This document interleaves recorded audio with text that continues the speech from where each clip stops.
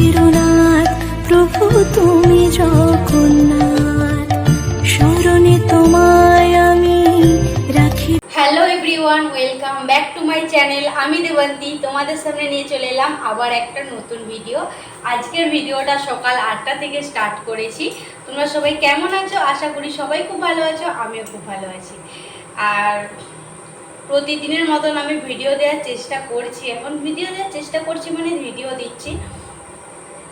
এই আমার বাবান শোনা চলে আসছে, আমি এদিকে বক বক করছিলাম। বাবান টাটা করে দাও, এখানটা এসো, ওই যে টাটা করো, মুখে হাত টানো,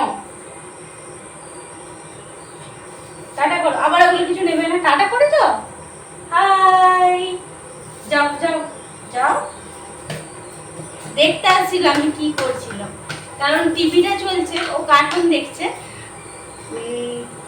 কথাগুলো যদি কার্টুনের ভিডিওগুলো কথাগুলো যদি ভিডিওর মধ্যে চলে আসে, সেই জন্য আমি দরজাটা দিয়ে কথা বলছিলাম। তারপরে দেখছি বাবার সাথে দরজা খুলে চলে আসছে। আর এখন আমি বাবার সোনার জন্য একটু ওটস বানাচ্ছি। সেটা 9টার দিক করে খাবে, এখন 8টা বেজে গেছে তো,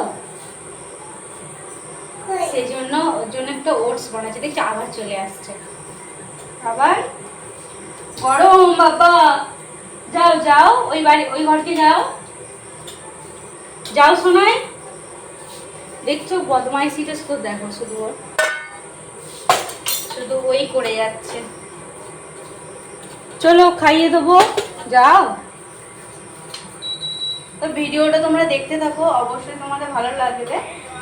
আর সেরকম ঘরে যা করবো তাই ভিডিও তোমাদের সাথে শেয়ার করবো। আর একটু কারেন্ট যাও শোনা, যাও গো। এই যাবো ফ্রেন্ডস, এখানে দেখছো ওটসটা বানাচ্ছি বাবান সোনার জন্য।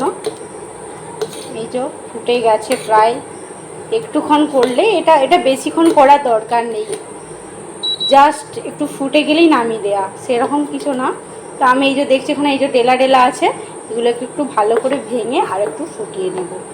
এই জলটা দেখছো, জলটা আমার বেশি দেওয়া হয়ে গেছে, সেই জন্য জলটা একটু মেরে নেব, তাহলেই হয়ে যাবে আমার। সকালের দিকে যেই ওটসটা আমি বানিয়েছিলাম বাবান সোনার জন্য, তো সেটাই আমি খাইয়ে দেব। সেটা একেবারে পাখার তলায় ঠান্ডা করতে দিয়েছিলাম, তারপরে একটু পর পর এসে দেখছি ঠান্ডা হয়ে গেছে খাবারটা। আর রান্নাঘরে আমি ওদিকে ভাতটা বসিয়ে দিয়েছিলাম, আর কারণ দাঁড়িয়ে থাকবো কেন, তাহলে ভাতটা বসিয়ে দিই। আর বাবান সোনাকে নিচটাই শুয়েছিলাম, কারণ খাটে শোয়ায় না, নাহলে খাট থেকে পড়ে যাবে কোথায়। আর আমি তো থাকবো রান্নাঘরে, রান্না বান্না করবো, আর একবার করে ওকে দেখে যাব। আর মা আছে ঠাকুর ঘরে, ঠাকুর পুজো করছে। আর এদিকে বাবান সোনাকে কার্টুন চালিয়ে দিয়েছিলাম, কার্টুন চালিয়ে দেখছিল ও শুয়ে শুয়ে। তারপরে আমি বললাম যে খাবারটা খাইয়ে দিই।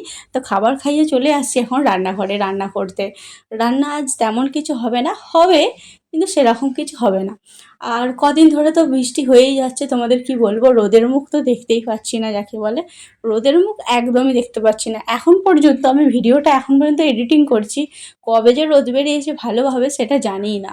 মানে জামা, তারপরে বাবান সোনার সব কিছু, জামা প্যান্ট যাই বলো, সব যেন ভিজে, যেন কেমন একটা লাগছে। মানে দেখবো একটা রোদে একটা শুকনো, আর এমনি স্যাঁতস্যাঁতে পারা হাওয়াতে শুকনো, সেরকম কি আর বলা যাবে। যাই হোক, আর এটা খাচ্ছি আমাদের গাছের পেয়ারা, নুন মাখিয়ে খাচ্ছি। আর আমাদের পুকুরের ধারে গাছটা হয়ে খুবই প্রবলেম হয়ে গেছে, কোনো পেয়ারাই পায় না। আর যে কটা পেয়েছিল মা ওইগুলোই পেরেছিল হাত বাড়িয়ে। তা আজ আমি দুপুরে কি রান্না করেছি চলো তোমাদের সাথে শেয়ার করি। এটা দেখছো বাবান সোনার জন্য মসুর ডাল, গাজর, পেঁপে, আলু সেদ্ধ, আর বানিয়েছি মাছের টক। আর বাবান সোনার জন্য একটি মাছ ভাজা আছে, ওর ভাজাই রেখেছি, কারণ ও সেরকমভাবে তো ঝোল করি না আজকে, ঝোল বানালে মাছটা আমি ফেলে দিই ঝোলেতে। আর করেছি মাছের তেলটা ভালো করে বানিয়েছি, আর বানিয়েছি কচু পুঁই শাক, আর হয়েছে পটল চিংড়ি। তো চিংড়ি মাছগুলো তখন ভাজছিলাম, এর আগের দিনও পটল চিংড়ি হয়েছিল, আর অল্প করে দুটি রেখে দিয়েছিলাম ফ্রিজেতে।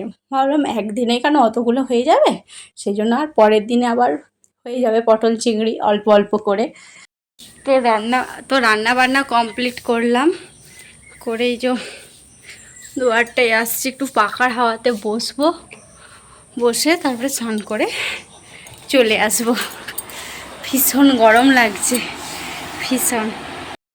একটু দোকানের দিকে যাচ্ছি, বাবান সোনা চলে গেছে মায়ের সাথে। আর আজকে হচ্ছে তো উল্টো রথযাত্রা। বাবান সোনা সকালবেলাতেই রথ টানা হয়ে গেছে।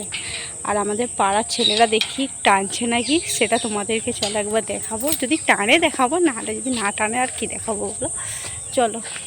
তোমরা কি ভাবছো যে এইমাত্র দোকান বেরোলাম, আবার কোথায় রথ দেখতে চললাম? না, আমি কোথাও রথ দেখতে যাই না। এটা কিন্তু আমার বাপের বাড়ির ওইখানে প্রচুর বড় করে, মানে ভীষণ বড় করে রথযাত্রা হচ্ছে। তো তারই ভিডিও আমি পেলাম আমার একটা বান্ধবীর কাছ থেকে, তো সেটাই তোমাদের সাথে শেয়ার করছি। আর এখন দেখছো মা আর আমি বাড়ি চলে আসছি দোকান থেকে। তো ভিডিওটা তোমাদের কেমন লাগলো অবশ্যই কিন্তু কমেন্টে জানিও। আবার আসছে নতুন একটা ভিডিও, তোমরা কিন্তু অপেক্ষায় থেকো। টাটা।